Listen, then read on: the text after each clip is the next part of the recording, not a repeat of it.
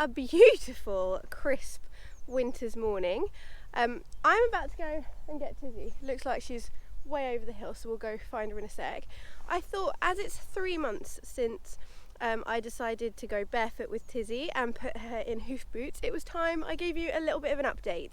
Now, I haven't done any really long rides in the boots yet, not because of the boots, but because Tissy doesn't do long, hard training sessions over winter.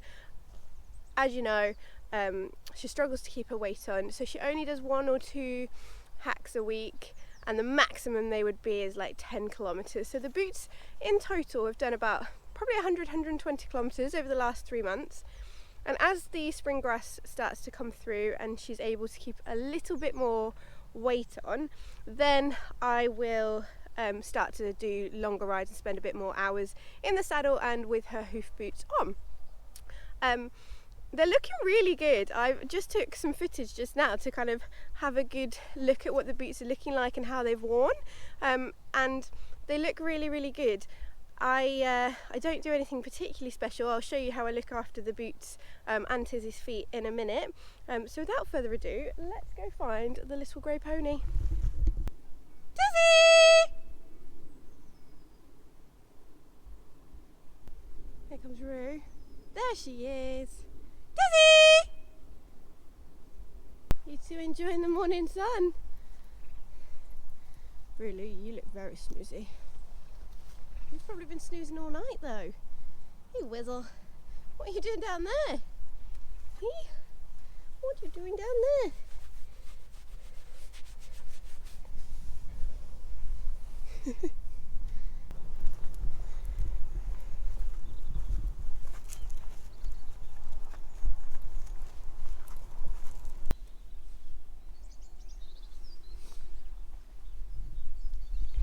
So actually, I think Tissy's feet are looking really good.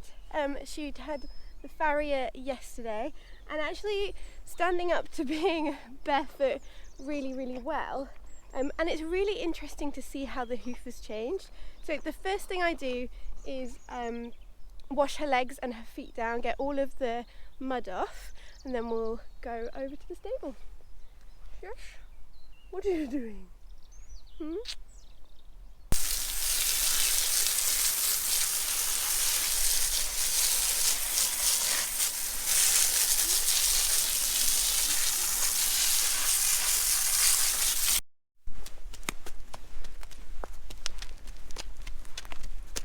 So Tissy has been having 3 things to help with her feet. She has good feet anyway, and she always has, but because she has always been shod and I transitioned her to barefoot in autumn, I decided to kind of give her a bit of a helping hand. So she's been having the Kevin Bacon's hoof formula, and also I do 2 things.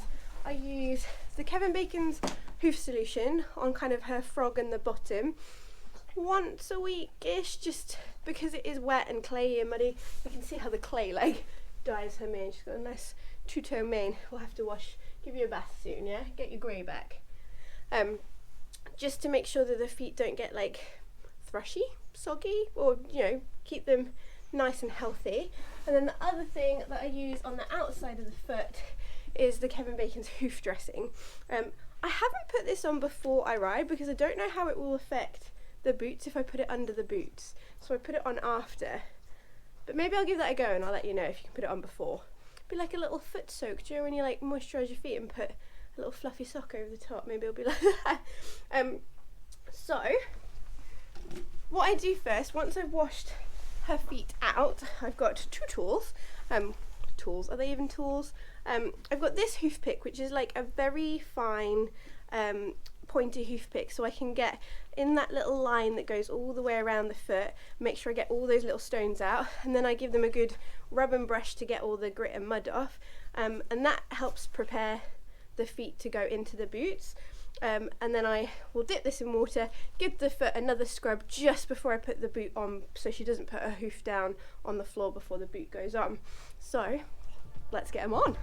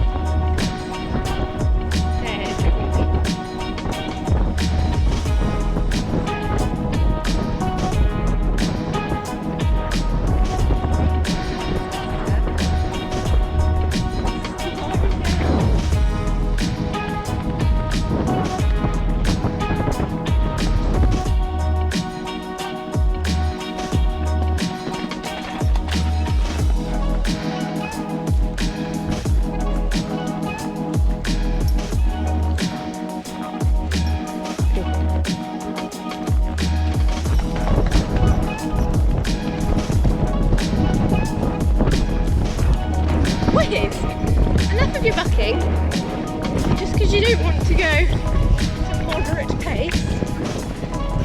Is this what I ever put down on you?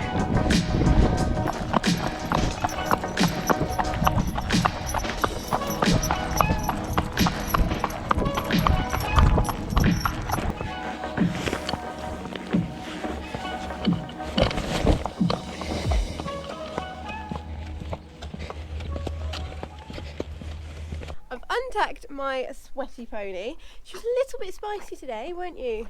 Yes. I wanted to go super fast. And even though she did her max speed, because she's so little, it's like, it feels super quick because their legs are moving really quickly. And even on slippy mud at max chat, the boots did not move. So this is them after our ride. I had to cut the gaiters, the neoprene gaiters, because they were like another section again and they were too big for her little fetlocks. So we'll just take them off now and we'll give them a clean and put them away, eh Wiz?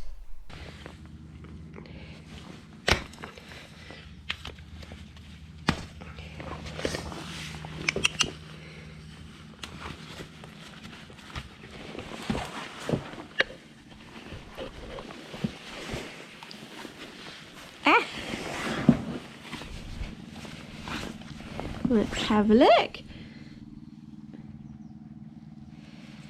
Looking good.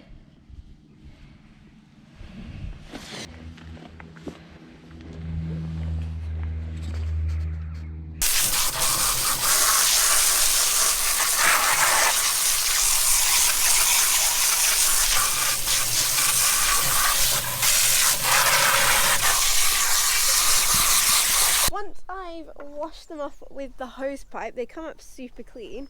I just have a look inside just in case any stones or little stones get in the grooves or anything. And I use the same hoof pick as I use on Tissy to like get any little bits out if there are any. And then we just put them up to dry.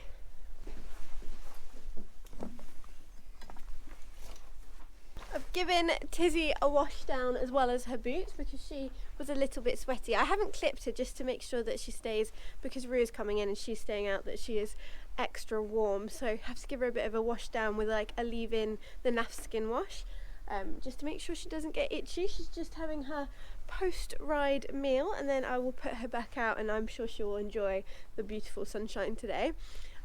The boots so the actual plastic bit of the boots dry super quickly, like literally a matter of hours. The neoprene bits, usually like the little gaiters, probably take about a day, but I could take them home and put them on the radiator and they'd dry like instantly. They're still looking really good and very little wear. I plan to do a few pleasure rides on Tissy this year, so I will update you on how the boot life is going probably in another 3 months.